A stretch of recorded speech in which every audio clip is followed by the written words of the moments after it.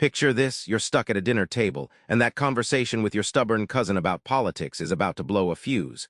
Jefferson Fisher steps into the room, calm but sharp, and shifts the entire dynamic by saying just 3 words. Suddenly, what felt like an impossible argument morphs into something oddly productive. What are those words? And can you wield that power the next time your own talks threaten to explode? You'd think more words mean more control, right? But Fisher flips that script. Real control is about what you don't say, even under fire. In a tense sales call with a notorious client named Lisa, Jefferson Fisher coached her to stop pushing back at every objection. Instead, she paused, dropped her defensive tone, and asked a simple question. That calm pause disarmed the client's fury and transformed the call into a win.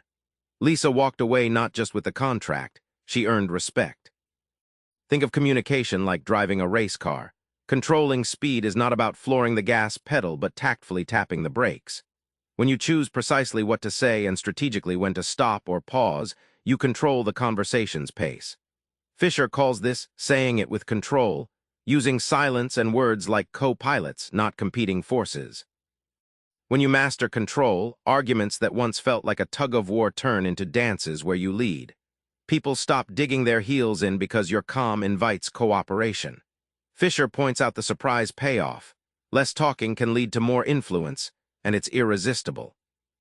Ever notice how confidence isn't about shouting louder? It's about owning your words. Fisher's system flips self-doubt on its head, and it starts with your body. Jefferson Fisher, a trial lawyer, recalls a pivotal moment in a Minneapolis courtroom when his confident stance and steady voice turned a jury from skeptical to sold. He wasn't the loudest or the fastest talker. He simply owned every word with unwavering presence, making the opposition's shadows irrelevant. Imagine your confidence as a radio signal. Your words are the message, but your body language broadcasts the frequency. If your voice wavers or your posture shrinks, it's like static over good content. Fisher stresses that synchronizing body and speech signals authentic confidence. Think open chest, steady eyes, calm tone, as the ultimate mic drop. When you speak with genuine confidence, people relax their defenses without realizing it. It's like a door unlocking before you even reach for the handle. The transformation is quick. Conversations stop spiraling into frustration and instead steer toward understanding. At the heart of every tough talk, there's a strained connection. Fisher's final secret is how to leap that gap and find shared ground, no matter what. Fisher shares a story about his sister, Mara, and her estranged twin, Jessica, who hadn't spoken in years over a bitter inheritance fight.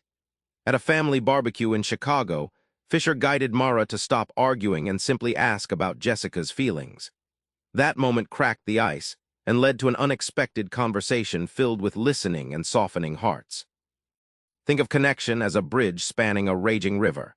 Arguments are the storms hitting the supports. The sturdy bridge, it's built with empathy, listening, and the courage to be curious about the other side.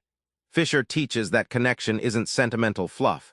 It's a tactical, emotional infrastructure that holds your relationship strong.